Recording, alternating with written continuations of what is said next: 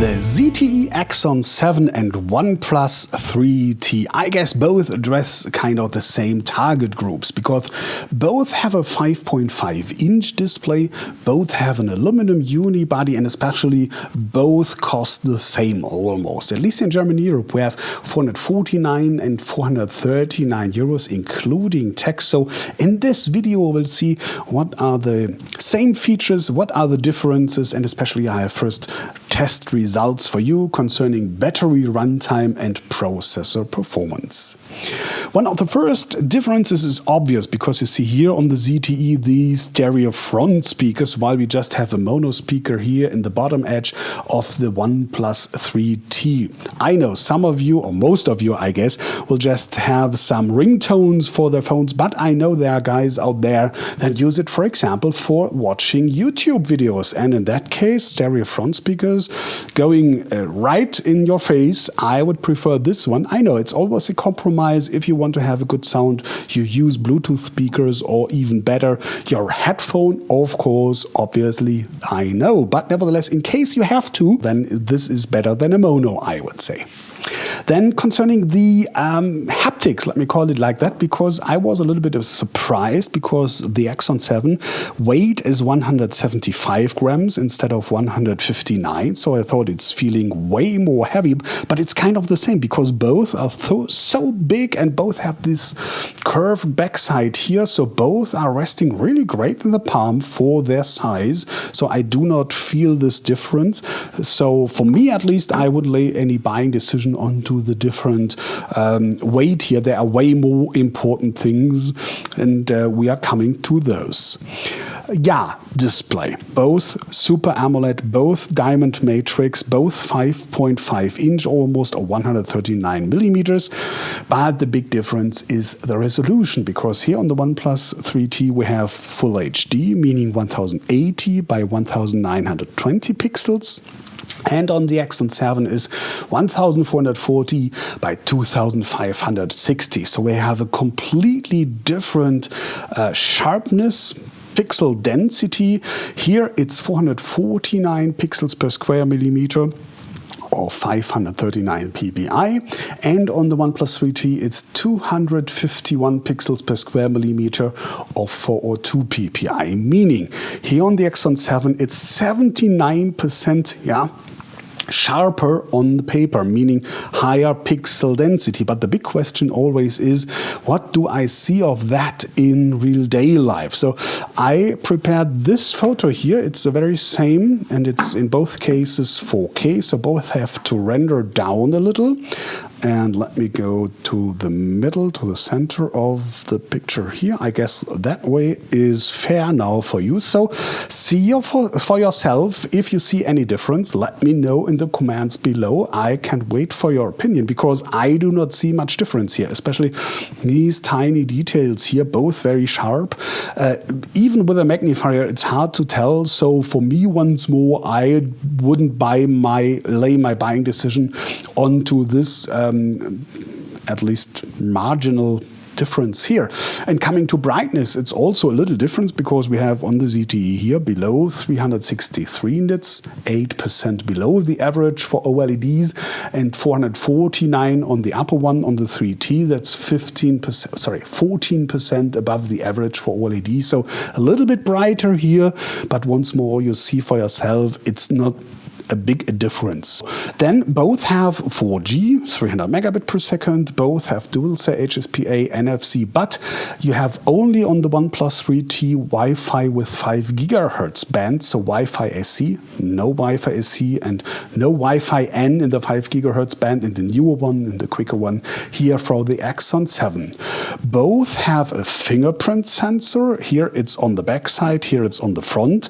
And now I start the discussion, what is better? For me personally, I would always prefer on the back side, because if you have your phone like that one here, let me grab this too, the same way, you go like that and have your finger almost here. So it's way more harder to do here with that. Go like that, so you have to re-grab, and then it's dropping a little bit to the head, or tilting to the head, and might drop, and then you can reach here. So for me, it's way more comfortable, more natural on the back side.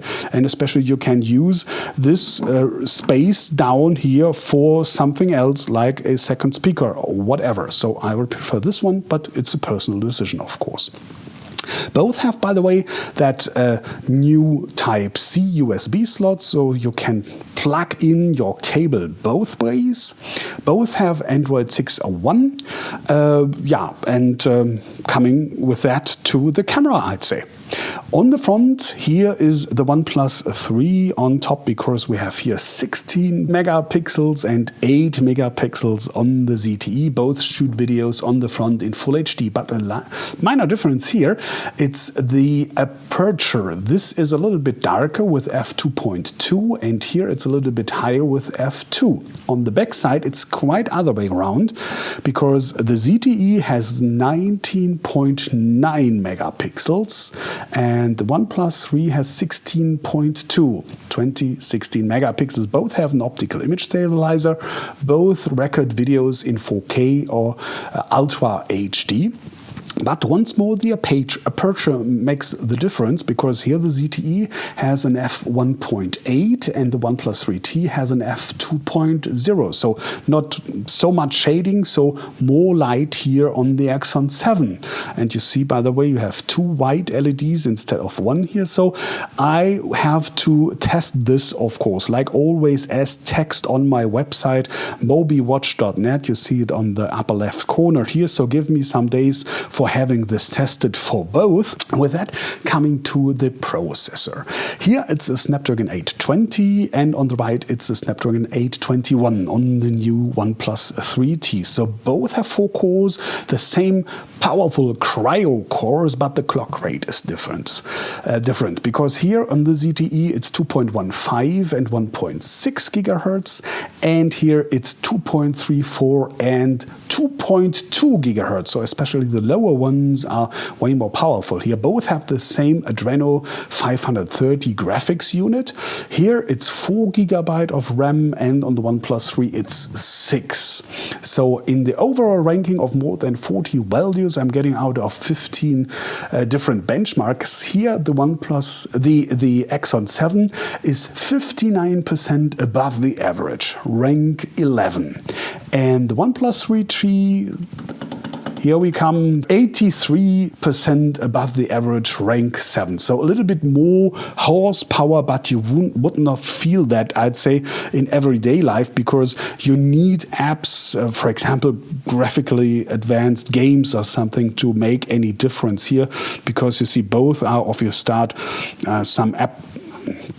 What's this? Second time. Yeah, that's what I meant. You will not feel any difference, significant difference in everyday life here. You need very powerful apps to make that difference available for you. But in most cases, I'd say rank 11 is completely enough for most of you. But if you want the best, the maximum, the OnePlus 3T is a little bit advanced. But on the other hand, and here with that we're coming to the memory, there's a catch on the OnePlus 3T, because both have 64 gigabyte internal memory, leaving net 51 and 52 gigabyte roundabout. So here we are coming to the inner values of the OnePlus 3T. As you see here, both slots are dedicated nano SIM slots, so you cannot insert a micro SD, meaning you cannot expand the memory on the OnePlus 3T. So it's different here on the Axon 7. Go like that. And like this, here you see, there is the first slot, nano SIM here, and the second is, it's a hybrid slot, so you have the choice between a second nano SIM that way or a micro SD card that way. So here you can expand the memory, but you have 64 gigabyte only, while you have a second version of the OnePlus 3T with 128 gigabyte, leaving net 110 gigabyte. So 110 gigabyte but I'd say most of you should come around with that because that's really heavy. 110 gigabyte mobile. Wow, for me it would be more than enough because I do not need my complete MP3 archive here on my mobile. But there are guys of you, I know, or maybe just for security, you never know what happened, or maybe you have to transfer data from one device to another. In that case, a micro SD slot is of course a big advantage. And with that, coming to the battery runtime results. Both have a fixed-in, a built-in battery, of course, aluminum unibody, you cannot remove anything here. And on the ZTE, it's 3100 milliamps.